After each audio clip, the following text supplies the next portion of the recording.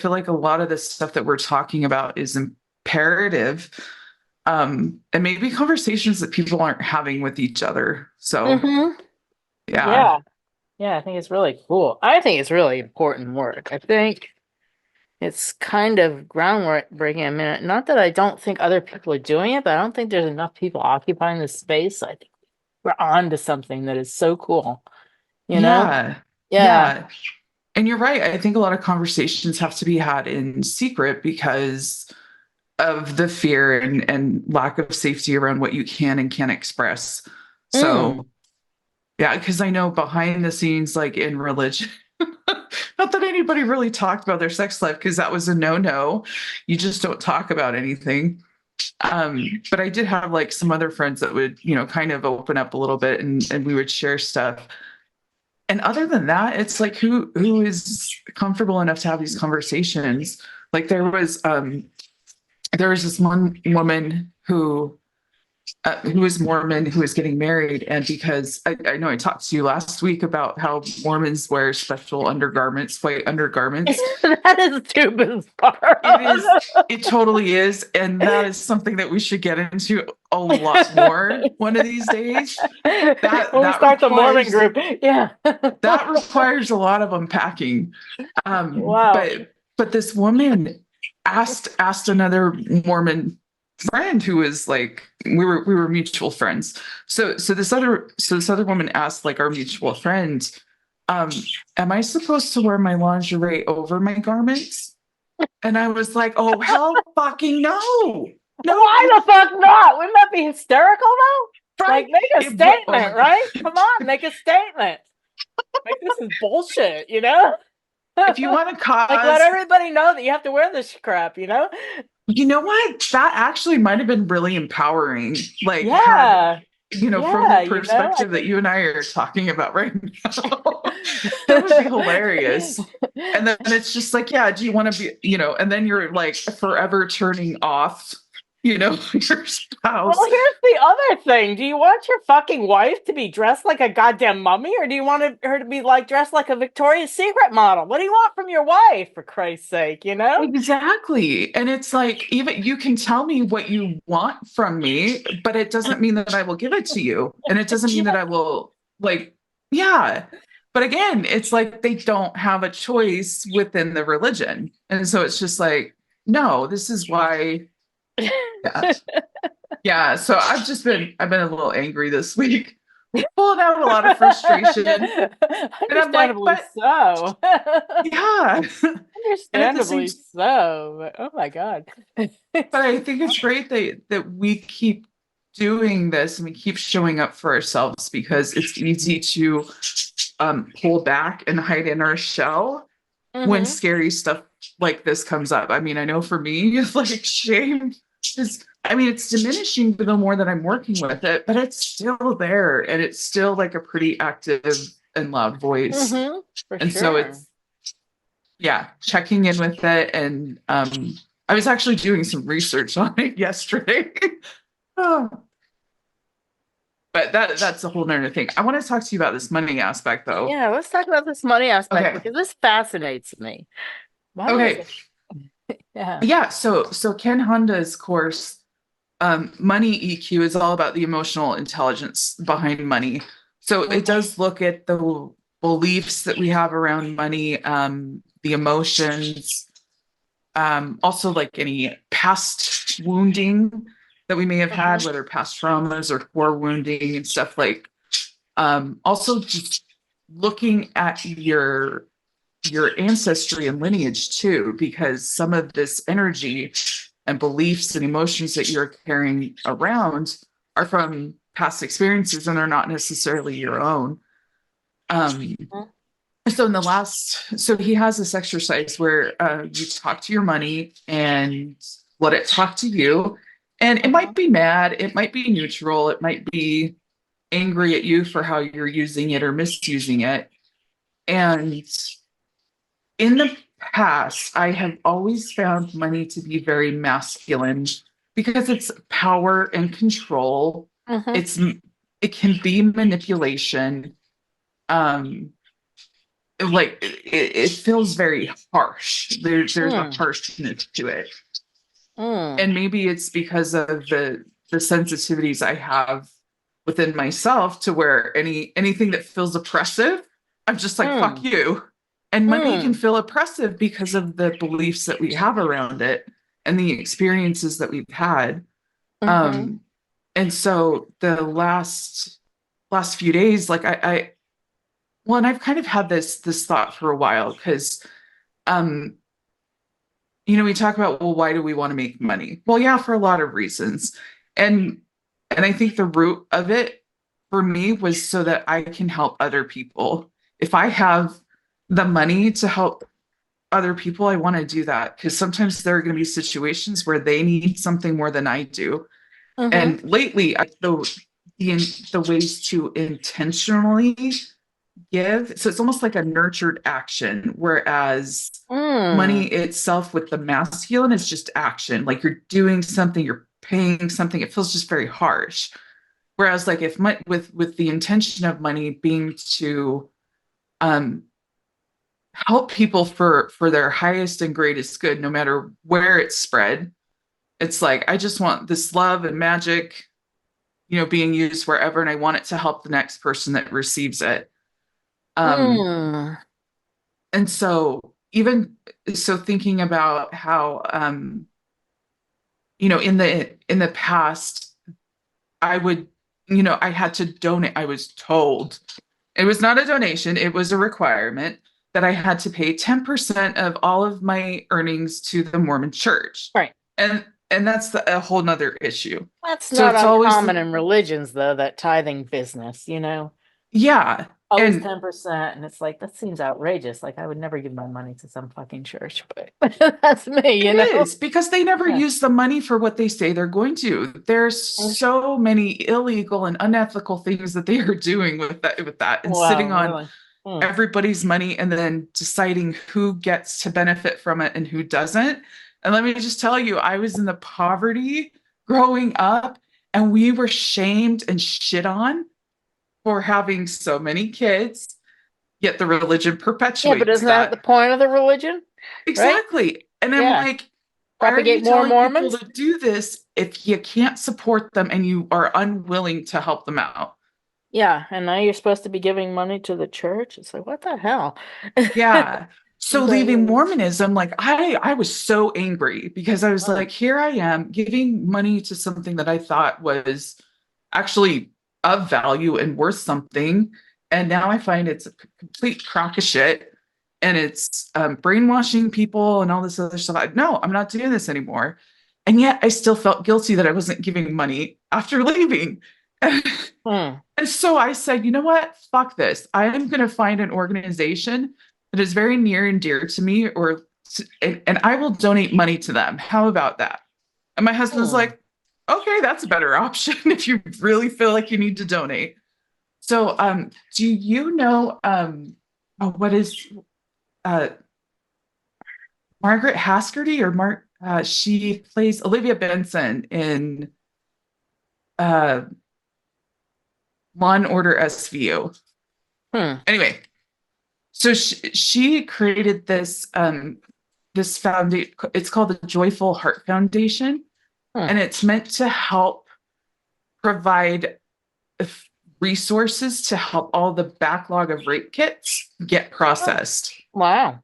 And I was like, oh, and I was reading more into her mission and everything like that. And I this was when I was like first starting to deal with like my sexual abuse. And so I was just Hmm. like, yes, please, I will donate to you. And so like I think I was able to do it for like a year. And then I felt like something else was calling me to donate to it.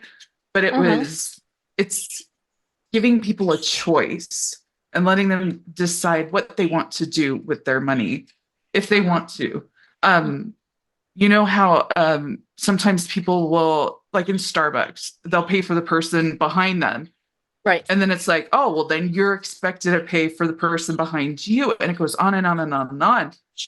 How many of us are actually wanting to pay for the person behind us as opposed to being like, well, thank you. I just want to receive for a minute because I always give. Right. So it's like it almost so it's like when you're given something, for Yeah, me why it do felt you like it was feel a like it's a hot forced? potato. Yeah, yeah, And I was like, I gotta get rid of it. I gotta get rid of it fast. I'll just do what I need to do to pass it on. And then mm-hmm. you can't even receive for yourself and stop and acknowledge it. And so there have been times over the last couple of years where my husband has like kind of turned to me when one of those instances has happened and has asked like, should we pay for the next person in line? And sometimes I'll say no. This feels like this is a time that we need to receive and Yeah, say thank you yeah. because we will do it. So it's all about learning, um yeah, tapping into, I guess, that nurturing aspect because money can do so many things Mm-hmm. instead of all the harshness that we see in the world. So it's Right. almost kind of so if everything has masculine and feminine energy in it, and we've been feeling so much of the masculine, well, maybe this is part of the feminine where it's like, well, there's a nurturing aspect to money. It can I do love so that. many good things. I love that because, yeah, because there's so much misuse of money, and so much of it is about greed and acquiring and, funding things that are harmful to the earth and harmful to people. And I just feel like, yeah, the point of more and more and more money just feeds that greed machine. And if we can get away from that and kind of focus on a more positive way to pass money along and a more positive way to use money, like a lot of times, like once I have my needs met, I don't really feel like I do need more money. But at the same time, I feel like, you know, I should be paid for my time. I should be paid for what I'm worth. I feel that's appropriate. And then I feel like, yes, I would love to pass excess money along. I would love to be able to use it to fund creative and supportive projects anywhere, and to have that choice. And if I don't want to, well, that's okay too, but because that's another choice. But I feel like, yeah, I feel like there's so much good that can come from money as opposed to so much evil, and money is not the root of all evil. The love of money is the root of all evil, and the hoarding of money is the root of all evil. But if you can use it for anything else that's positive in the world, well, why not? Because the world needs so much positivity. It So, does. yeah. And yes, if you receive something as a gift, why should you feel that you have to immediately pass that along? It will get passed along. That the energy is going to do that, but to feel that obligation is not fair. It's a false expectation, and I don't think that it's helpful to anybody, right? Yeah. So yeah. Um, yeah, I hadn't Well, and seen that one before. you mentioned obligation, and that's an interesting word because I have learned that obligation is not love. No, obligation is not love. Obligation And is sort of the opposite of love, isn't it? yeah, and so for people who can feel or sense or have awareness behind, um okay, let's just say if you have someone that's in a really bad mood preparing your food, sometimes it's going to taste like shit Yeah, because the their energy is energy is wrong. going into it, right? Mm-hmm. And it's the same when you are receiving from someone else. You can feel or sense, well, some people can anyway, some other people just might just blow over whatever's going on. But you can tell like what's going on. And so I don't want to take something from somebody or accept anything when I don't feel like it's coming from a place of love. And I'm not talking romantic love. It's just, it's either you love for humanity, like that is Yeah. the reason why you are doing something as opposed to, you know, someone made me do it. It's like your parent, like the parent trying to tell the teenager to go to apologize to someone when they don't want to apologize. Right. It's It's like not it's a a true fake gift. apology. It's not truly Yeah. giving. It's forced giving, which is not in the spirit of the gift. It's not in the spirit of generosity. So why do it? Absolutely. Why do it? I had a mentor walk me through like she was teaching this class and was talking about she was talking about money because a lot of people when they think of wealth or prosperity, they automatically think of money. And I know Marissa Peer has kind of, taught us like we'll replace the word money with energy because money really is energy. So I started thinking about, well, what does money represent for me? Let's talk about the symbolism. So money for me means freedom, opportunities, expansion, adventure, joy, um, peace. And a lot of this is because of what I can do with it. Yeah. Like, so it's more about the feelings and the experiences that I want to be able to to be a part of rather than yeah, just saying money and then having it just feel so flat, like so harsh. Again, it's like that. How are we approaching these words and are we using the correct words for what we're intending, for what we're meaning? Right, because a lot of people would equate money with power. I was just listening to Chris Duncan, and he says that money is actually a, an acknowledgement of value. Like if somebody pays you for something, they're acknowledging that what you have or what you're providing, the service, whatever, the good or the service that you are providing them is worth a certain value in trade. So it's just an acknowledgement of value, and then it's something that you can value, get the things that you value. So it's sort of a trade of values for the value that you're giving or that you're providing, which is kind of an interesting way of looking at it. So yeah, there's lots of different ways to view money, money and what it does or what it can do or what it has the capability to convey. And what kind of message do we want to send with having money? Or what kind of what do we want to how do we choose to feel about money really? How do we choose to view it? Because if we view it from that masculine dominant power thing, it becomes sort of an evil force. But if we can view it from the feminine and from the idea of giving and the transmission of love and caring, then it takes on a whole different aspect.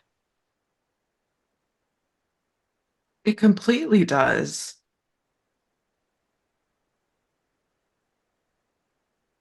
I love what you said, the acknowledgement of value. Yeah. Because even if it wasn't money that someone was giving you, let's just say it was a meal. Mm, Someone came and brought you a meal. Would you be able to receive it? mm. A gift card. Let's just say your house burned down. And my house burned down when I was 17. Oh. I was flabbergasted by the amount of people that came out of the woodwork and supported my family. People that we didn't even know, like the fire was on the news, but people Mhm. would come up and hand gift cards to my mom, hand her cash, and just be like, "We're so sorry." And I did not expect anybody to do anything to help us.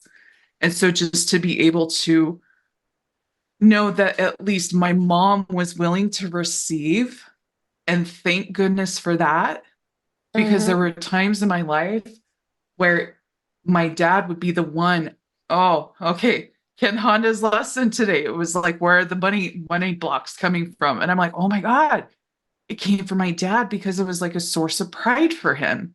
He did Yeah, he yeah, yeah. he didn't he wanted to be able to provide for his family. And quite honestly, he couldn't. The church had to help us out a lot. And part of that was because they had told women, hey, you can't work anymore. You need to be at home with your kids.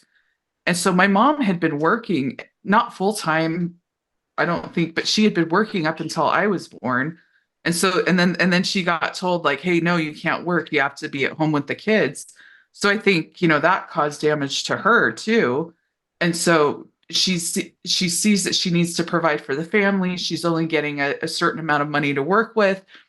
And then we had state assistance, and as a kid I didn't understand any of that. I was just grateful I had a meal at school, every day. But when it came Mhm. to later on in my life, like more of the teenage years, I think that's when it started getting maybe a little bit harder for my dad to allow certain things. I think we were actually we didn't have insurance, and I think I was talking to my mom like, well, why aren't we do getting Medicaid or something like that? And she said, well, because of your father. He doesn't Well, let. So it was I can't remember the entire conversation, but basically she was telling me it was a pride thing for him, and he well, it's didn't want to just, do that.